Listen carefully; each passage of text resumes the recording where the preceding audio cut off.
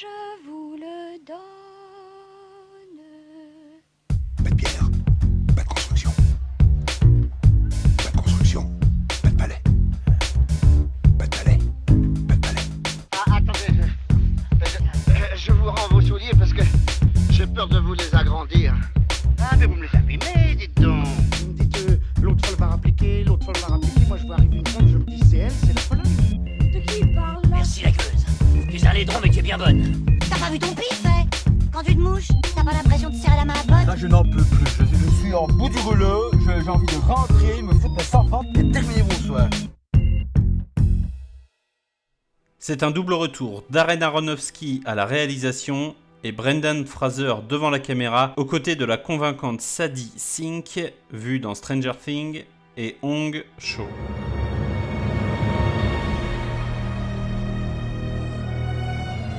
Ça t'est déjà arrivé d'avoir le sentiment que les humains sont incapables d'être indifférents envers les autres?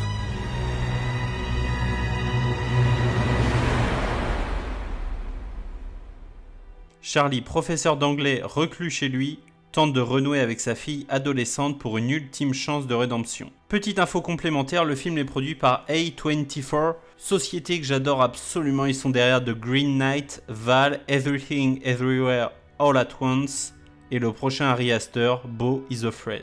Darren Aronofsky, c'est quand même Pi en 98, Requiem for a Dream en 2000, The Fountain en 2006, The Wester en 2008, Black Swan en 2010, Noé en 2014 et on l'avait vu pour la dernière fois à la réalisation de Mother en 2017. Après un gros début de carrière, notamment dans de nombreux films américains, à savoir La Momie, Voyage au centre de la Terre, G.I. Joe, Brendan Fraser s'est retiré de la vie médiatique et des plateaux de tournage suite à des révélations d'agressions sexuelles qu'il affirme avoir subies en 2003. À cette sombre et triste affaire s'ajoutent des douleurs liées à la violence des cascades qu'il a effectuées lui-même lors des tournages des films La Momie.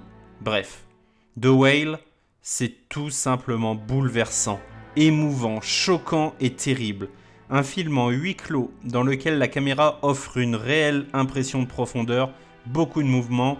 Tout est très esthétisé, rien ne fait volontairement outrancier ni vulgaire, il reste une certaine forme de beauté et de respect, que ce soit de la scène d'ouverture, celle qui suit ou encore celle de la crise boulimique.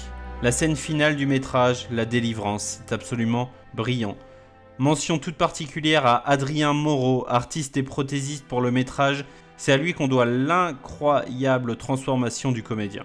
À l'heure où j'enregistre, Brendan Fraser vient tout juste de remporter l'Oscar du meilleur acteur pour son rôle, ainsi qu'Adrien Moreau pour les meilleurs maquillages et la meilleure coiffure.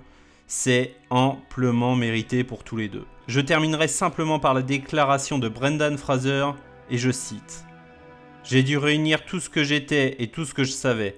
J'ai mobilisé mon corps, ma mémoire, mon cerveau. Je savais que c'était le rôle de ma vie, quitte à ne plus jamais rien faire après. Alors tout ce que je suis est là, à l'écran. Charlie est loin d'être un ange, mais il est incroyablement humain. Un Brendan Fraser qui donne tout dans le film de sa carrière, dans le rôle de sa vie. Une prestation qui prend une toute autre ampleur quand on connaît toute son histoire.